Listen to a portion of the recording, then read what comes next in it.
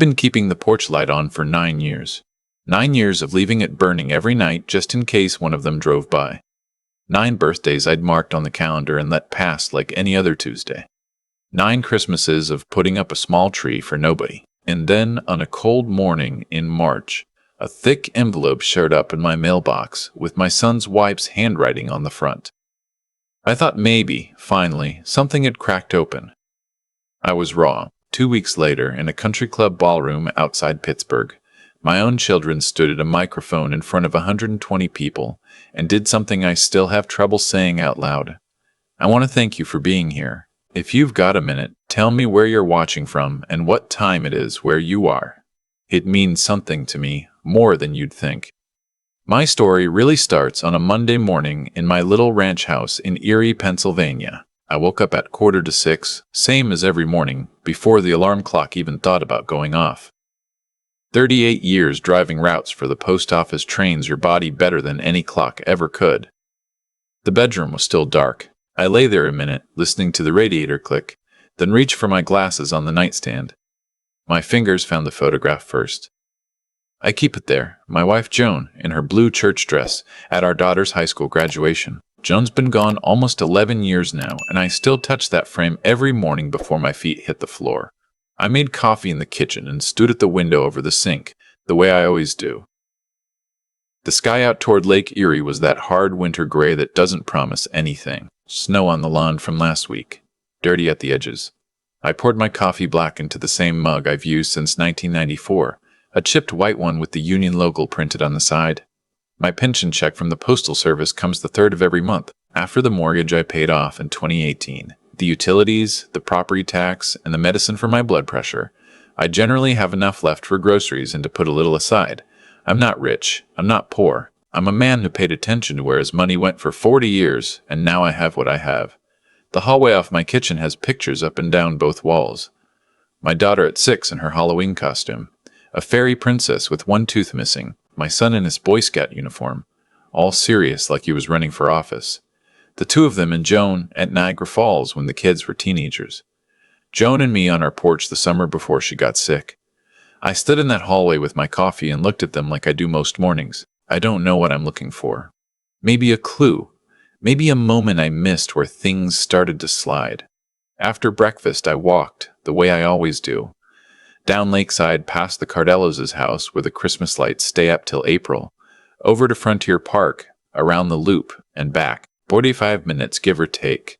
The air burned a little in my lungs. I'm 68, and the cold finds places it didn't used to. At the park, I saw old Pete Brzezinski on his usual bench, his little granddaughter spinning in circles in front of him while he laughed at her. The girl ran over and showed him a rock she'd picked up, and Pete acted like she'd handed him the crown jewels. I kept walking. I've watched Pete with that grandbaby for 2 summers now. I've never seen him not light up.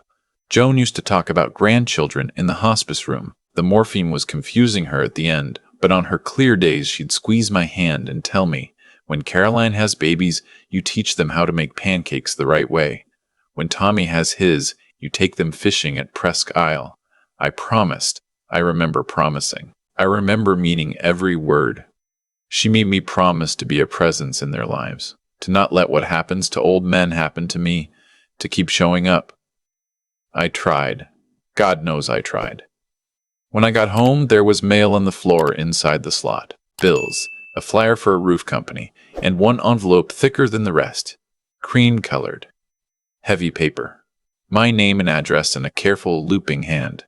I knew the writing. My daughter-in-law Brianna has been signing my Christmas cards for 15 years, even though my son Tommy was always the one supposed to do it.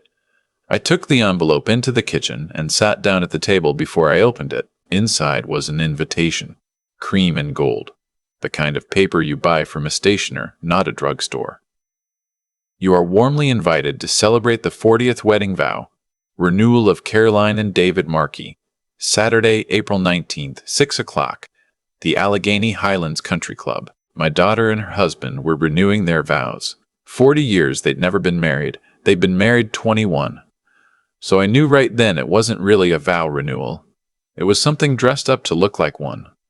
But it was an invitation, after 9 years of silence, After returned packages and unanswered voicemails and a phone number I think she changed twice to keep me from getting through, my daughter wanted me there. Or somebody wanted me there. I sat at that kitchen table a long time with the card in my hand. I won't lie to you, the first thing I felt was hope. I hate that I felt it. Hope is the thing that's hurt me most in the last 9 years. Hope is what made me drive 3 hours to my son's apartment in Cleveland after he stopped calling and stand on his stoop ringing the bell while his car sat right there in the lot. Hope is what made me keep sending birthday gifts to my granddaughter Madison. Gifts I bought careful and wrapped careful, knowing she'd never open them because Caroline never let her. Madison is 12 now. She has a brother named Cole, who's 9, and a baby sister, Hannah, who turned 4 in November. I know their names from a Facebook account I made under a fake name because Caroline blocked the real one years ago. I've watched my own grandchildren grow up through a stranger's phone screen. That night I sat on the couch with the invitation on the coffee table in front of me, and I let myself think.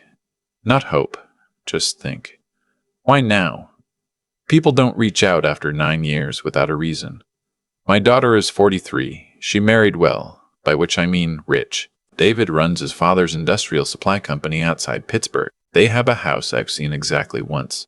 From the road, the day Joan and I drove down for Caroline's actual wedding, and were told at the gate the reception was running late and we should wait at a Cracker Barrel off the interstate. Joan cried in the car on the way home. That's how it started, I think. That's the first crack. I didn't sleep well. I dreamed about Joan. In the dream, she was at the stove in our old kitchen, and she turned around and said, "Walt, you have to go. You have to see what they want." And I woke up at 4 in the morning, and I said out loud into the dark room, "All right." The next morning, I called the country club and accepted. The woman on the phone was very polite. She asked if I had any dietary restrictions. I said no. She thanked me for confirming, and we hung up. That was that. I bought a suit at the JCPenney out by the mall. Charcoal gray, off the rack. The tailor took it in at the waist and let out the shoulders. $190 after the tailoring, which is more than I've spent on clothes in a decade. I bought a gift too. I went to a jeweler downtown and asked the woman behind the counter what people give for vow renewals. She showed me crystal photo frames and silver candle holders. I picked a pair of crystal candlesticks, hand-cut, $420. I had them engraved with the date. The woman wrapped them in silver paper and tied the box with a white ribbon. Walking out of that store, I felt like a fool, and I felt like a father, both at once, and I couldn't tell you which was stronger. The drive down to Pittsburgh took 2.5 hours. I had the radio on a classic country station the whole way.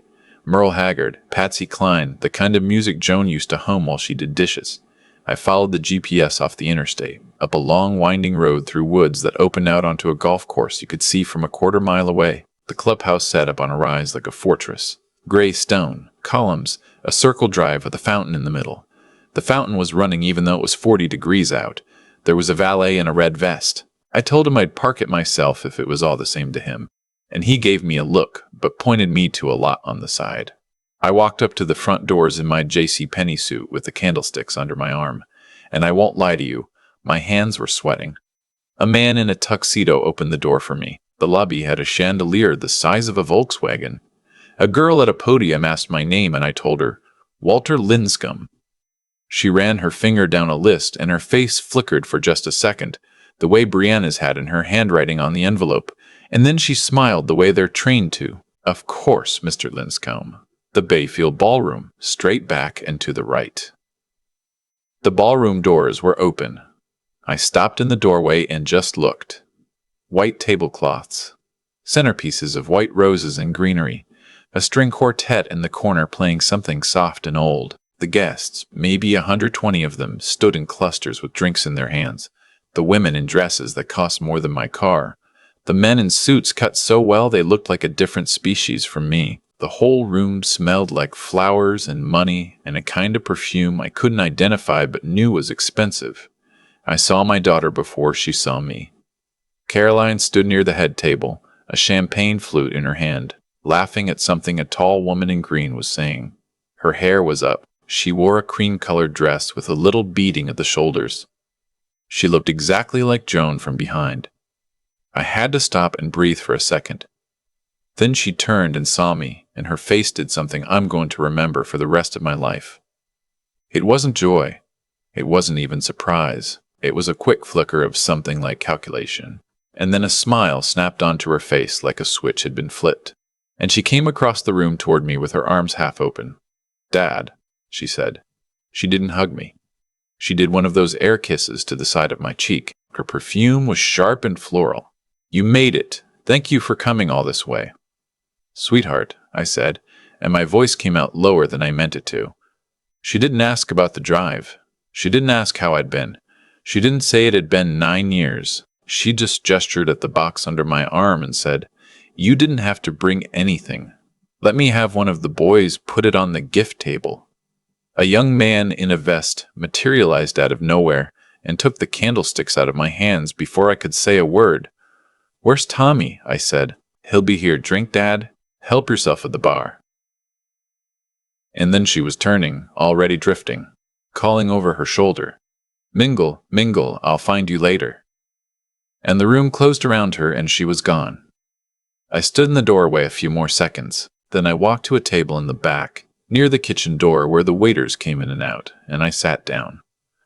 A waiter brought me a glass of wine I hadn't asked for. I didn't drink it. I just watched. I watched my daughter move through that room like she'd been born into it. I watched her introduce people to each other, touch elbows, laugh at the right times. After about 20 minutes, I saw my son Tommy come in through a side door, a glass already in his hand, and join a knot of men by the bar. He's 39 now, a CPA at a firm in Cleveland, married to Brianna, 2 kids I've never held. He looked across the room, and his eyes passed right over me. I know he saw me. I know it the way I knew that envelope was from him when I saw his wife's handwriting. He turned a half step so his back was to me, and he kept talking. The dinner started at 7. I sat at a table with 6 people who introduced themselves to me politely and then talked around me for an hour about a charity gala they'd all been to in March. I ate the salad. I ate the chicken. I drank water. I watched the head table from a distance, and I watched my daughter laugh and lean in toward David and put her hand on his arm. I thought about Joan in the hospice bed. I thought about the candlesticks on the gift table. I thought about driving home in the dark. After dessert, David stood up. He tapped a knife against his water glass, and the room quieted. He thanked everyone for coming. He said something nice about Caroline. He said something about how 40 years felt like a moment, even though they'd been married 21, and people laughed politely. Then he said, "We have a little surprise for the family tonight," and he looked toward the back of the room and gestured. Caroline stood up next to him, and then my son Tommy walked up to the front and stood on Caroline's other side, the 3 of them in a line at the microphone, and my whole body went cold before my brain caught up. "Dad," Caroline said into the microphone, looking right at me across the ballroom, "why don't you come up here?" 120 heads turned. I felt the heat of those faces. I felt the room hold its breath. I'll tell you, I almost didn't go. I almost stood up and walked out right then, but Joan was somewhere inside my chest saying, "Walt, you go up there and you see what this is."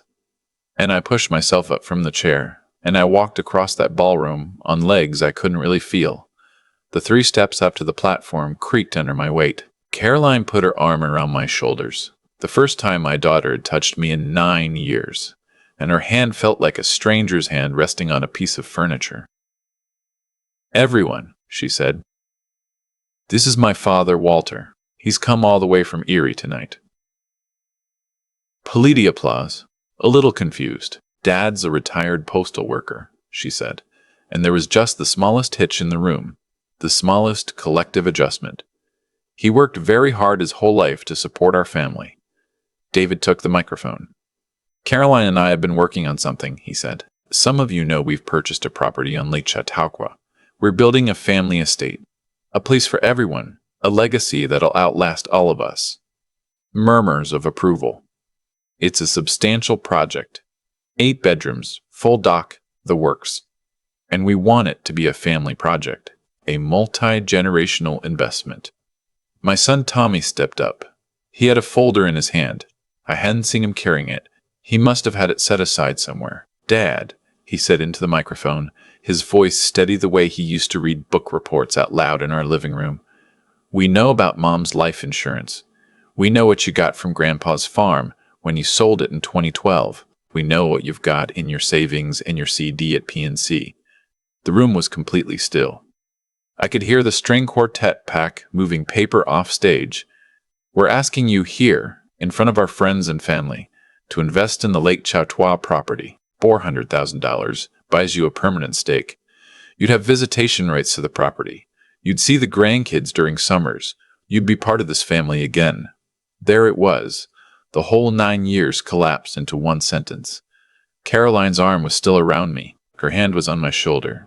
The lights were hot on my face. 120 people waited. I want you to understand what was happening inside me. It wasn't rage.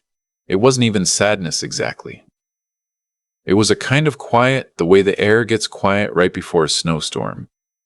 I looked at my son. I looked at my daughter. I looked at this man David, who I had spoken maybe 40 words to in my entire life.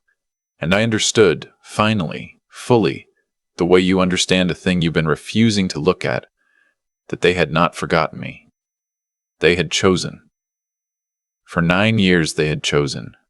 For 9 years they had chosen, and the only reason they wanted me tonight was because they had inventoried what I was worth and decided it was time to collect. The microphone was right there in front of me. Tommy was holding out a pen, fancy gold, the kind of pen you give as a gift, not the kind you sign anything important with. I leaned toward the microphone. My voice was steadier than I expected. No, I said. The word went out across that ballroom like a stone dropped in still water. Nobody moved. Caroline's hand tightened on my shoulder. Dad, she said, smiling for the room, I think you're misunderstanding. This is an opportunity. This is family. I understand it fine, I said. David stepped in, his voice low and warm and reasonable. Walter, this is a chance for everybody to win here. The kids want you in their lives. We want you in their lives. We just need a commitment. Tommy held out the pen again. Dad, sign tonight. The transfer can happen Monday. We get the project started. You get a key to the house. Everybody goes home happy. I looked at my son. I looked at the boy I'd taught to ride a bike on Oak Street in front of our house. I looked at the man he'd become, standing in a $5,000 suit, holding out a pen to extract $400,000 from his father using a public stage as the lever. You haven't called me in 9 years, I said. I wasn't talking into the microphone exactly, but it picked me up anyway. Neither one of you. I sent your daughter a birthday present every year for 9 years. Did she ever see one of them? Caroline's smile cracked just at the corner. Dad, this isn't the place. You picked the place, I said. You picked it, not me. I stepped out from under her arm. I turned around and I walked down the 3 creaking steps off that platform and across the ballroom floor toward the doors. Behind me I heard David's voice trying to recover. Let's give Caroline and Walter a moment. Please enjoy your dessert. I heard the string quartet start up again, late, fumbling. I heard footsteps coming after me, but I didn't turn around. In the lobby, by the chandelier, Tommy caught up. He grabbed my elbow. I stopped and looked down at his hand. Dad, he said, low and angry, you walk out of here and you are done. You understand? Don't call. Don't write. Don't show up. Don't expect to be in those kids' lives, ever. I looked at my son for what I figured would be the last time. He looked so much like Joan around the eyes, it almost broke me. Tommy, I said, I haven't been in those kids' lives for 9 years. You're not threatening me with anything I haven't already lost. I pulled my arm free. I walked out the front doors past the ballet and down to my car in the side lot. I sat behind the wheel for a long time before I turned the key. I wasn't crying. I was something past crying. I was thinking. The drive home took longer because of the dark. I pulled into my driveway around midnight. The porch light was on, the way it always was.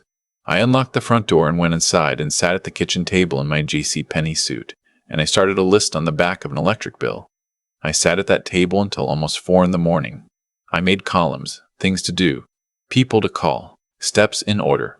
38 years sorting mail teaches you to break a thing down into pieces and put them in sequence. By the time the sun came up, I had 3 pages of plan. Monday morning, I drove to a lawyer in Erie I'd never used before. A woman named Patricia Coyne with an office above a bakery. I told her what I wanted. She didn't blink. She said petitioning for a legal name change takes about 90 days, sometimes faster. She said we could update my will the same week. She said disappearing legally is more complicated than people think, but it can be done. I wrote her a retainer check for $3,500. I changed banks. I closed my accounts at PNC and opened new ones at a credit union across town under my new legal name once it came through. I took my savings out in cashier's checks. I sold the house through a friend who set up an LLC, so my name wouldn't appear on the sale records. I got $82,000 for it, less than it was worth, but I wanted it gone. I canceled the cell phone I'd had for 15 years and bought a prepaid one at a gas station. I deactivated the Facebook account I'd made to watch my grandkids, and I dropped the phone with the old SIM card in a dumpster behind the Wendy's on West 12th. The name change went through on a Thursday in late June. Walter Daniel Linscomb became Daniel Walter Easton. Joan's maiden name. I figured she'd like that. I figured she'd understand. I rented a U-Haul. I drove west and then south. I had a list of small towns I'd researched on a library computer over 6 weeks. I'd narrowed it down to 3. I picked one on the second day of driving. A place called Bayfield, Wisconsin, up on the south shore of Lake Superior. Population 80-something hundred. Apple orchards. A ferry to the islands. I rented a small cottage off the highway from a man named Roy who didn't ask any questions, and I paid him cash for the first 6 months. Bayfield in summer is the prettiest place I've ever seen. The lake goes on forever. Dark blue, cold as ice even in July. The houses are white clapboard with red shutters. There's a marina with sailboats. There's a coffee place on Rittenhouse Avenue where the woman behind the counter knew my name by the second visit. Morning, Dan. I'd never been Dan before. It suited me. The man next door to the cottage was named Wendell, 80 years old, widower, used to be a high school history teacher in Madison. He had a yellow Labrador named Biscuit. The third morning I was there, Wendell came across the yard with 2 cups of coffee and said, "You're the new one. Walk with me." So we walked, down to the water and back, and we didn't say much, and that was the start of a friendship I didn't know I needed. Wendell never asked where I'd come from. Eventually, I told him pieces. He listened the way a man listens who has lost things of his own. His son lived in Phoenix and called twice a year. His daughter had died of cancer at 41. He had 3 grandchildren he saw on a video call every Sunday. He told me once, late in the fall, "Daniel, the people who chose to walk away made a choice. You don't owe them your peace." I started volunteering at the Bayfield Senior Center, fixing things the way I'd always been good at. Cabinet doors, stuck windows, drippy faucets. An old man named Hollis Tarrant, who ran the place, started introducing me as our Mr. Fix-It, and the name stuck. I made friends, slowly. A woman named Marjorie, who'd retired from teaching 2nd grade and made the best pierogi I've ever had. A man named Esteban, who'd come up from Chicago to live near his grandkids and ended up with 5 buddies and a fishing boat instead. We had Friday dinners. We had a card game on Tuesdays. I learned how to play sheep's head. Badly. I went 7 months without thinking about Erie at all. I thought about Joan. I thought about her every day, but I stopped thinking about my children the way a man thinks about a wound. I had just let it be a thing that had happened. And then one Tuesday in February, my prepaid phone rang. Only 3 people had the number. Patricia Coyne, Wendell, and my new bank. The screen said, "Unknown." I almost didn't answer. "Mr. Easton?" A man's voice. Smooth. Lawyerly. "Who's calling?" "My name is Howard Penrose. I represent your son, Thomas Linscomb. I apologize for the manner of contact. We've had a great deal of difficulty locating you." I went very still. I was sitting at my kitchen table looking out at the lake. The sun was setting orange across the ice. "How did you get this number?" "I'd rather not say." "Mr. Easton, I'm calling about a sensitive family matter. There's been a death in your family. Your son felt strongly that you should be informed and given an opportunity to attend the services." My stomach dropped. For a second, I almost believed him. "Who?" I said. A pause. "Your former daughter-in-law, Brianna. She passed Tuesday." I didn't speak. Something about the pause was wrong. Something about the way he said former was wrong. because Brianna was my son's wife, and there was no former unless they divorced, and if they divorced, I'd have heard about it through the Facebook account, which I hadn't checked in months, but I checked in October, and they were still posting family photos. What did she pass from? I said. Another pause, just a beat too long.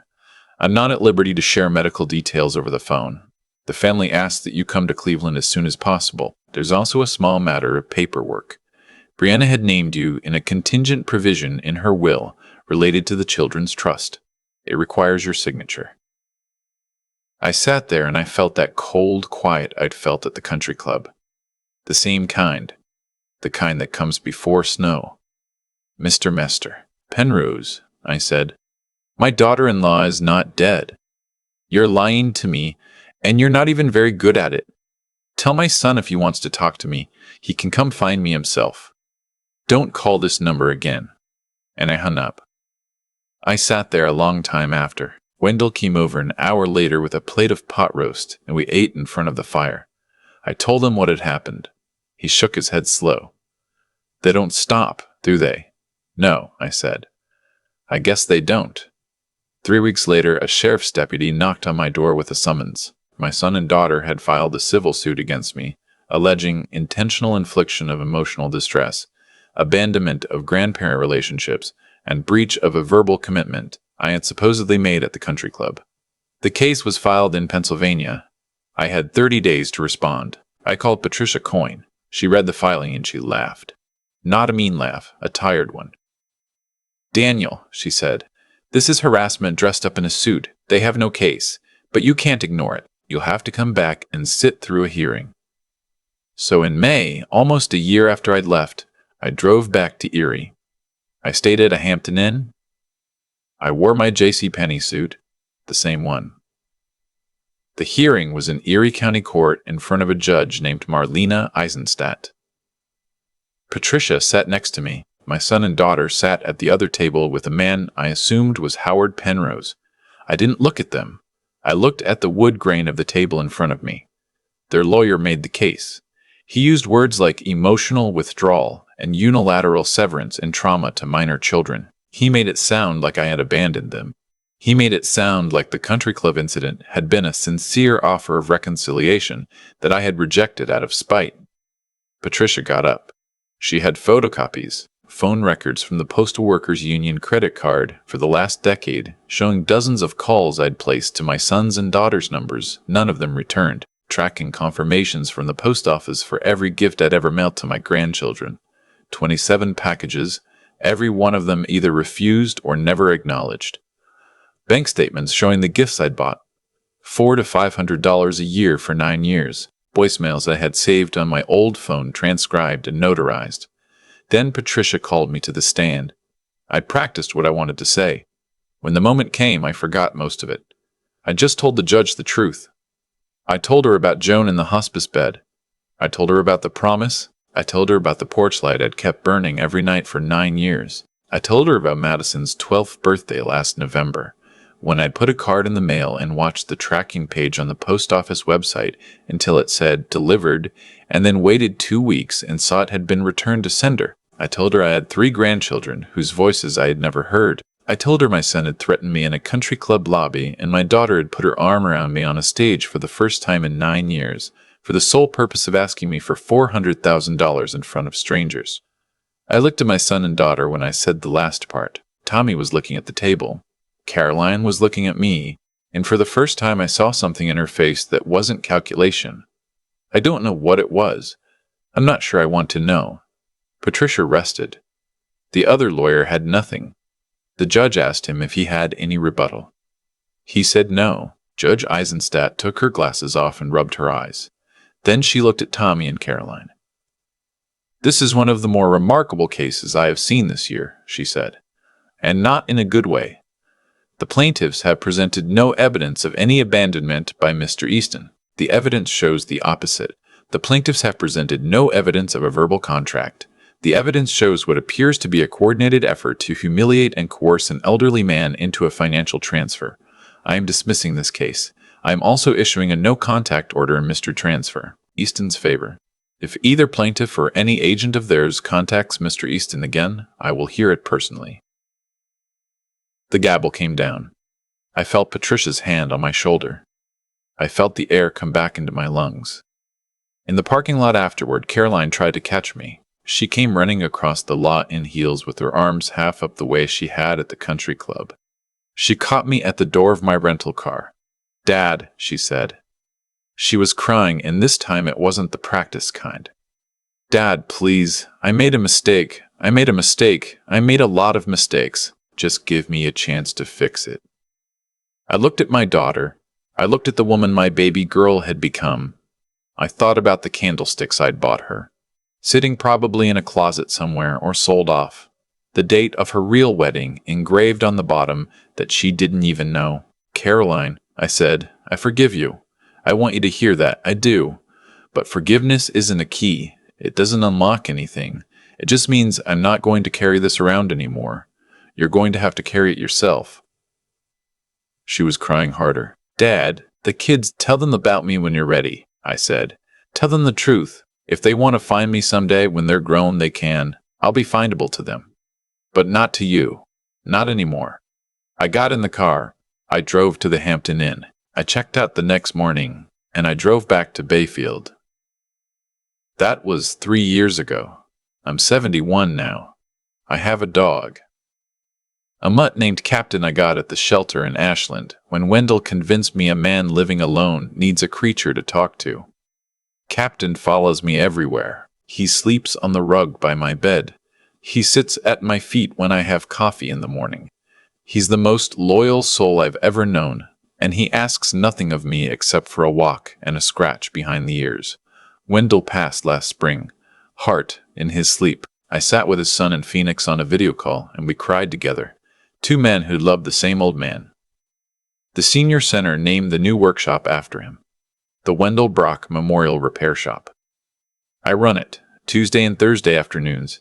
Anybody in town with a broken anything can bring it by. Madison turned 15 last fall. I know because once a year, around her birthday, I checked the Facebook account I made the second time, this one under a name even Caroline couldn't trace. I just want to make sure she's alive. I just want to make sure they're all alive. Cole is 12. Hannah is 7. They have a dog named Pretzel. They went to Disney World last March.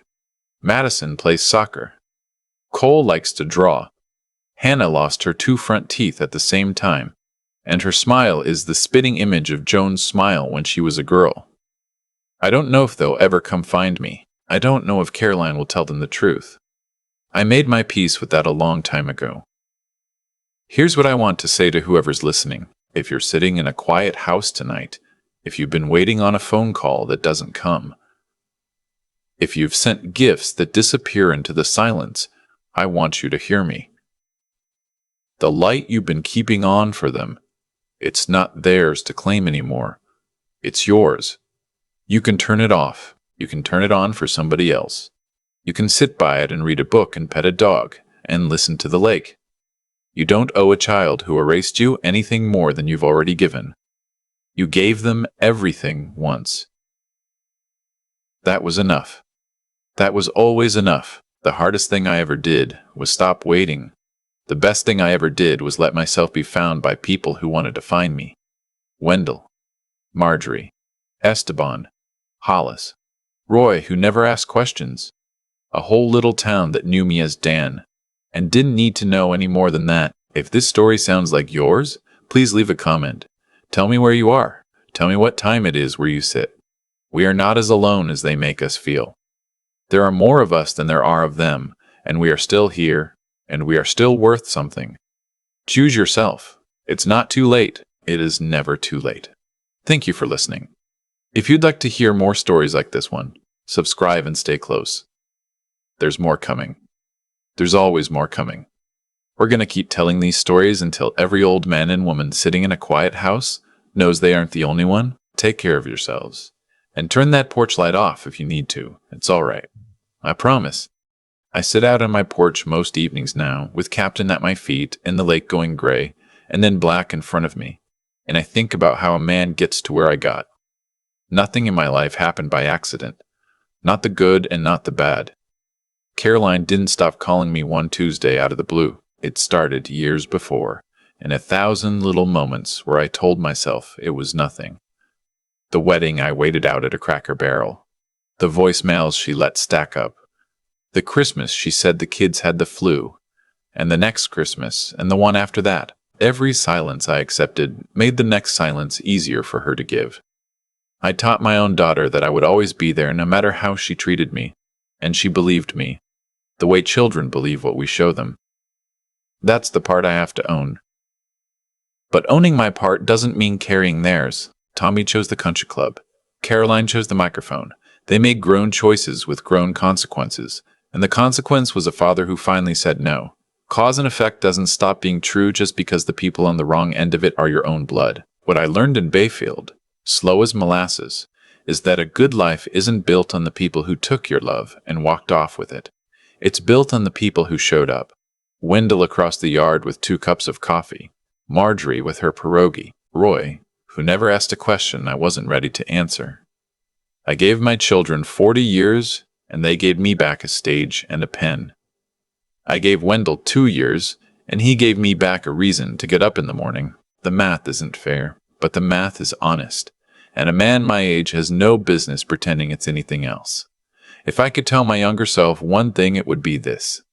Being a good father doesn't mean accepting anything they hand you.